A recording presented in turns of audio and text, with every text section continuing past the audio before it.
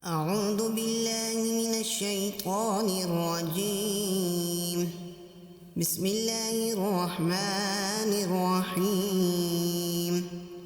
الحمد لله الذي أنزل على عبده الكتاب ولم يجعل له عوجا قيما لينذر بأسا شديدا من لدنه ويبشر المؤمنين الذين يعملون الصالحات أن لهم أجرا حسنا ماكثين فيه أبدا وينذر الذين قالوا اتخذ الله ولدا ما لهم به من علم ولا لآبائهم كبرت كلمة تخرج من أفواههم إن يقولون إلا كذبا فلعلك باخع نفسك على آثارهم إن لم يؤمنوا بهذا الحديث أسفا إنا جعلنا ما على الأرض زينة لها لنبلوهم أيهم أحسن عملا وإنا لجاعلون ما عليها سعيدا جرزا أم حسبت أن أصحاب الكهف والرقيم كانوا من آياتنا عجبا إذ أوى الفتية إلى الكهف فقالوا ربنا آتنا من لدنك رحمة وهيئ لنا من أمرنا رشدا فضربنا على آذانهم في الكهف سنين عددا ثم بعثناهم لنعلم أي الحزبين أحصى لما لبثوا أمدا نحن نقص عليك نبأهم بالحق إنهم فتية آمنوا بربهم وزدناهم هدى وربطنا على قلوبهم إذ قاموا فقالوا ربنا رب السماوات والأرض لن ندعو من دونه إلها لقد قلنا إذا شططا هؤلاء قوم اتخذوا من دونه آلهة لولا يأتون عليهم بسلطان بين فمن أظلم ممن افترى على الله كذبا وإذ اعتزلتموهم وما يعبدون إلا الله فأووا إلى الكهف ينشر لكم ربكم من رحمته ويهيئ لكم من أمركم مرفقا وترى الشمس إذا طلعت تزاور عن كهفهم ذات اليمين وإذا غربت تقرضهم ذات الشمال وهم في فجوة منه ذلك من آيات الله من يهد الله فهو المهتد ومن يضلل فلن تجد له وليا مرشدا وتحسبهم أيقاظا وهم ركود ونقلبهم ذات اليمين وذات الشمال وكلبهم باسط ذراعيه بالوصيد لو اطلعت عليهم لوليت منهم فرارا ولملئت منهم رعبا وكذلك بعثناهم ليتساءلوا بينهم قال قائل منهم كم لبثتم قالوا لبثنا يوما أو بعض يوم قالوا ربكم أعلم بما لبثتم فبعثوا أحدكم بورقكم هذه إلى المدينة فلينظر أيها أزكى طعاما فليأتكم برزق منه وليتلطف ولا يشعرن بكم أحدا إنهم إن يظهروا عليكم يرجموكم أو يعيدوكم في ملتهم ولن تفلحوا إذا أبدا وكذلك أعثرنا عليهم ليعلموا أن وعد الله حق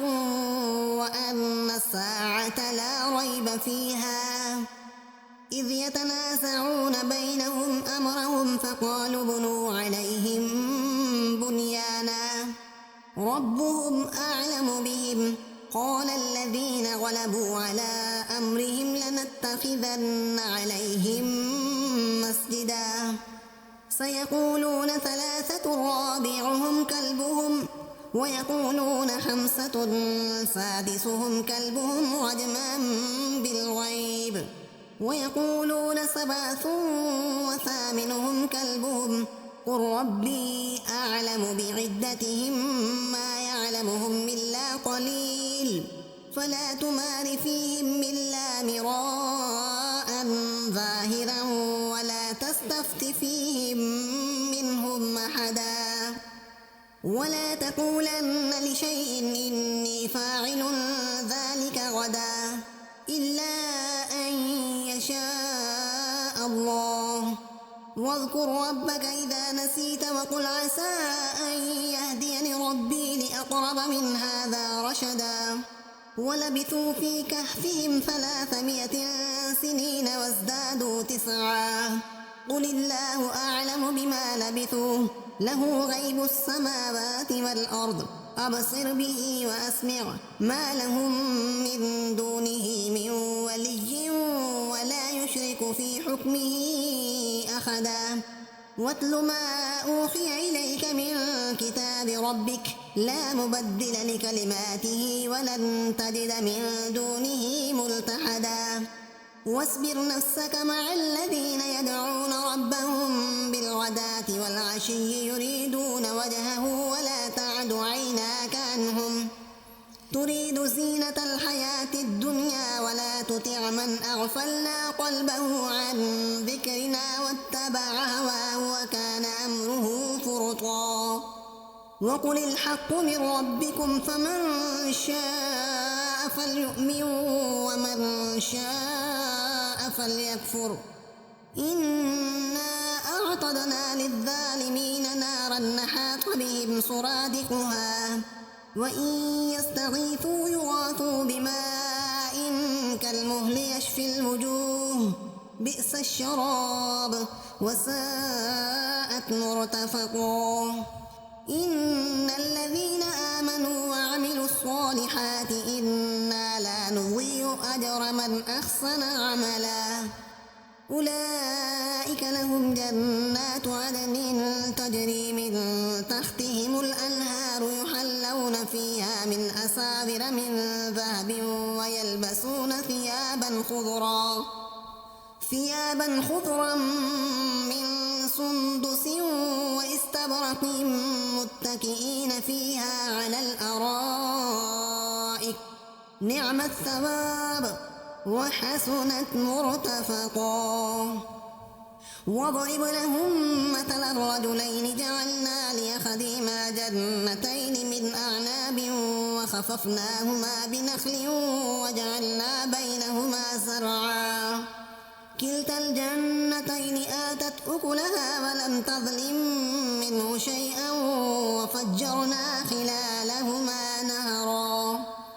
وكان له ثمر فقال لصاحبه وهو يخابره أنا أكثر منك مالا وأعز نفرا ودخل جنته وهو ظالم لنفسه قال ما أظن أن تبيد هذه أبدا وما أظن الساعة قائمة ولئن رددت إلى ربي لأجدن خيرا منها منقلبا قال له صاحبه وهو يخابره أكفرت بالذي خلقك من تراب ثم من نطفة ثم سواك رجلا لكن هو الله ربي ولا أشرك بربي أحدا ولولا إذ دخلت جنتك قلت ما شاء الله لا قوة إلا بالله إن ترني أنا أقل منك مالا وولدا فعسى ربي أن يؤتيني خيرا من جنتك ويرسل عليها حسبانا من السماء فتصبح سعيدا زلقا أو يصبح ماؤها غورا فلن تستطيع له طلبا وأحيط بثمره فأصبح يقلب كفيه على ما أنفق فيها وهي خاوية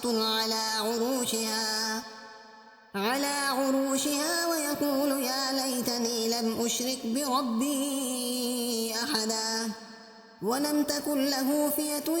ينصرونه من دون الله وما كان منتصرا هنالك الولاية لله الحق هو خير ثوابا وخير عقبا واضرب لهم مثل الحياة الدنيا كماء إن أنزلناه من السماء فاختلط به نبات الأرض فأصبح هشيما تذروه الرياح وكان الله على كل شيء مقتدرا المال والبنون زينة الحياة الدنيا والباقيات الصالحات خير عند ربك ثوابا وخير أملا ويوم نسير الجبال وترى الأرض بارزة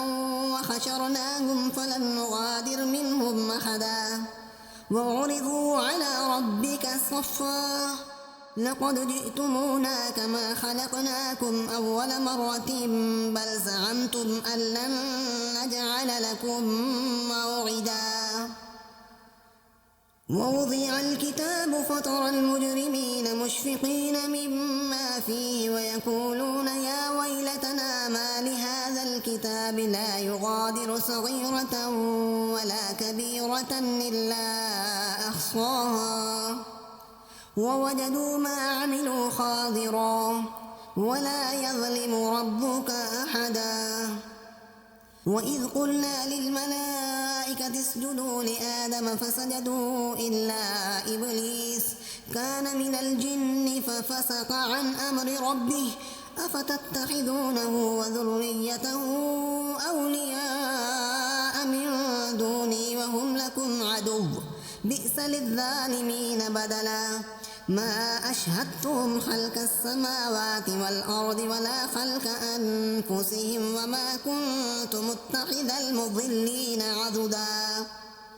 ويوم يقول نادوا شركائي الذين زعمتم فدعوهم فلم يستجيبوا لهم وجعلنا بينهم موبقا ورأى المجرمون النار فظنوا أنهم مواقعوها ولم يجدوا عنها مصرفا ولقد صرفنا في هذا القرآن للناس من كل مثل وكان الإنسان أكثر شيء جدلا وما منع الناس أن يؤمنوا إذ جاءهم الهدى ويستغفروا ربهم إلا أن تأتيهم سنة الأولين أو يأتيهم العذاب قبلا وما نرسل المرسلين إلا مبشرين ومنذرين ويجادل الذين كفروا بالباطل ليدحضوا به الحق واتخذوا آياتي وما أنذروا هزوا ومن أظلم ممن ذكر بآيات ربه فأعرض عنها ونسي ما قدمت يداه إنا جعلنا على قلوبهم مكنة أن يفقهوه وفي آذانهم وقرا وإن تدعوهم إلى الهدى فلن يهتدوا إذا أبدا وربك الغفور ذو الرحمة لو يؤاخذهم بما كسبوا لعجل لهم العذاب بل لهم موعد لن يجدوا من دونه موئلا وتلك القرى أهلكناهم لما ظلموا وجعلنا لمهلكهم موعدا وإذ قال موسى لفتاه لا أبرح حتى أبلغ مجمع البحرين أو أمضي حقبا فلما بلغا مجمع بينهما نسيا حوتهما فاتخذ سبيله في البحر سربا فلما جاوزا قال لفتاه آتنا غداءنا أخلانا لقد لقينا من سفرنا هذا نصبا قال أرأيت إذ أوينا إلى الصخرة فإني نسيت الحوت وما أنسانيه إلا الشيطان أن أذكره واتخذ سبيله في البحر عجبا قال ذلك ما كنا نبغي فارتدا على آثارهما قصصا فوجدا عبدا من عبادنا آتيناه رحمة من عندنا وعلمناه من لدنا علما قال له موسى هل أتبعك على أن تعلمني مما علمت رشدا قال إنك لن تستطيع معي صبرا وكيف تصبر على ما لم تحط به خبرا قال ستجدني إن شاء الله صابرا ولا أعصي لك أمرا قال فإن اتبعتني فلا تسألني عن شيء حتى أحدث لك منه ذكرا فانطلقا حتى إذا ركبا في السفينة خرقها قال أخرقتها لتغرق أهلها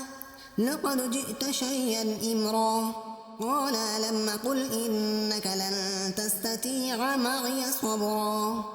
قال لا تؤاخذني بما نسيت ولا ترهقني من أمري عسرا فانطلقا حتى إذا لقيا غلاما فقتله قال أقتلت نفسا زكية بغير نفس لقد جئت شيئا نكرا قال ألم قل لك إنك لن تستطيع معي صبرا قال إن سألتك عن شيء بعدها فلا تصاحبني قد بلغت من لدني عذرا فانطلقا حتى إذا أتيا أهل قرية استطعما أهلها فأبوا أن يضيفوهما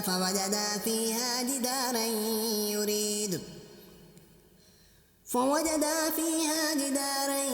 يريد أن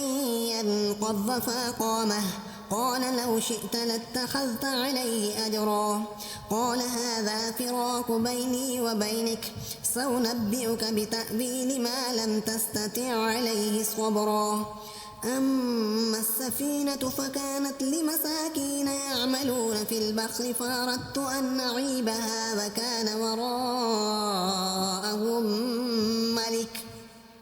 وكان وراءهم ملك يأخذ كل سفينة غصبا وأما الغلام فكان أبواه مؤمنين فخشينا أن يرهقهما طغيانا وكفرا فأردنا أن يبدلهما ربهما خيرا منه زكاة وأقرب رحما وأما الجدار فكان لغلامين يتيمين في المدينة وكان تحته كنز لهما وكان أبوهما صالحا فأراد ربك أن يبلغا أشدهما ويستخرجا كنزهما رحمة من ربك وما فعلته عن أمري ذلك تأويل ما لم تستطع عليه صبرا ويسألونك عن ذي القرنين قل سأتلو عليكم منه ذكرا إنا مكنا له في الأرض وآتيناه من كل شيء سببا فأتبع سببا حتى إذا بلغ مغرب الشمس وجدها تغرب في عين خمية ووجد عندها قوما قلنا يا ذا القرنين إما أن تعذب وإما أن تتخذ فيهم حسنا قال أما من ظلم فسوف نعذبه ثم يرد إلى ربه فيعذبه عذابا نكرا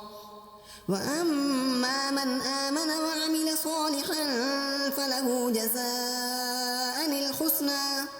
وسنقول له من أمرنا يسرا ثم أتبع سببا حتى إذا بلغ مطلع الشمس وجدها تطلع على قوم لم نجعل لهم من دونها سترا كذلك وقد أحطنا بما لديه خبرا ثم أتبع سببا حتى إذا بلغ بين السدين وجد من دونهما قوما لا يكادون يفقهون قولا قالوا يا ذا القرنين إن يأجوج ومأجوج مفسدون في الأرض فهل نجعل لك خرجا على أن تجعل بيننا وبينهم سدا قال ما مكني فيه ربي خير فاعينوني بقوة أجعل بينكم وبينهم ردما آتوني زبر الحديد حتى إذا ساوى بين الصدفين قال انفخوا حتى إذا جعله نارا قال آتوني أفرغ عليه قطرا فما استطاعوا أن يظهروه وما استطاعوا له نقبا قال هذا رحمة من ربي فإذا جاء وعد ربي جعله دكا وكان وعد ربي حقا وتركنا بعضهم يومئذ يموج في بعض ونفخ في الصور فجمعناهم جمعا وعرضنا جهنم يومئذ للكافرين عرضا الذين كانت أعينهم في غطاء عن ذكري وكانوا لا يستطيعون سمعا أفحسب الذين كفروا أن يتخذوا عبادي من دوني أولياء إنا أعتدنا جهنم للكافرين نزلا قل هل ننبئكم بالأخسرين أعمالا الذين ضل سعيهم في الحياة الدنيا وهم يحسبون أنهم يحسنون صنعا أولئك الذين كفروا بآيات ربهم ولقائه فحبطت أعمالهم فلا نقيم لهم يوم القيامة وزنا ذلك جزاؤهم جهنم بما كفروا واتخذوا آياتي ورسلي هزوا إن الذين آمنوا وعملوا الصالحات كانت لهم جنات الفردوس نزلا خالدين فيها لا يبغون عنها حولا قل لو كان البحر مدادا لكلمات ربي لنفد البحر قبل أن تنفد كلمات ربي ولو جئنا بمثله مددا قل إنما أنا بشر مثلكم يوحى إلي أنما إلهكم إله واحد فمن كان يرجو لقاء ربه فليعمل عملا صالحا ولا يشرك بعبادة ربه أحدا صدق الله العظيم.